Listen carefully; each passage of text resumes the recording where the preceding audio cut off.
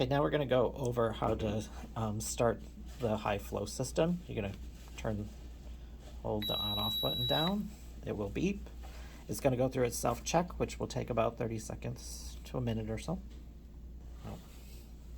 As you notice, it's coming up showing the last time it was disinfected.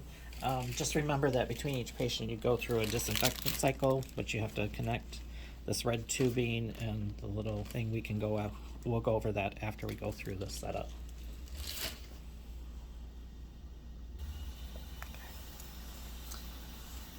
As you see, it's still kind of going through its self-check. You're going to want to allow it to do its warm-up before you place it on the patient. At this point, let's see if we can change our parameters.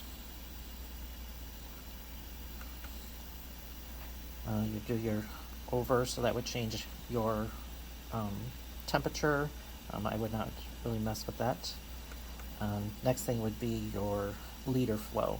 So if you got a patient in severe distress, you may want to start out at like your max flow rate, which would be 60. If you have somebody that's moderate distress, you may want to start at 40. Got high anxiety patients, you may want to start at 40 and then titrate up slowly, just so they become more comfortable with it. But to change that liter flow, you're hitting your button. Now at this point, you're going to hold the up and down arrow down. You see the little where it's locked, so it's not going to allow you to change it.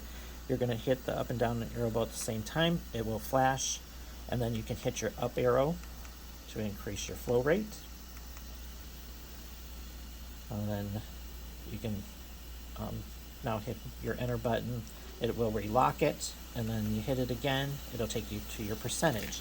Now your percentage you don't set on your machine. That is set up here on your flow meter. So this will change your percentage. You're going to turn this up. Every patient's a little different, and it depends on what your flow rate is as your percentage. But you'll notice it's going up like 40%. So you just say you wanted 60% on this patient. So you're going to just keep turning your flow meter up until you get your 60%. One thing to note is right now we don't have our patient hooked up to it, so once you get your patient hooked up to it, just make sure you go back and check the percentage again, because sometimes once it gets on the patient, it will vary a little bit. So, and then you're ready to takes you back. When you come into the room to check on your patient, it's going to show you your temp, your liter flow, what we're set at, and then your percentage that you need.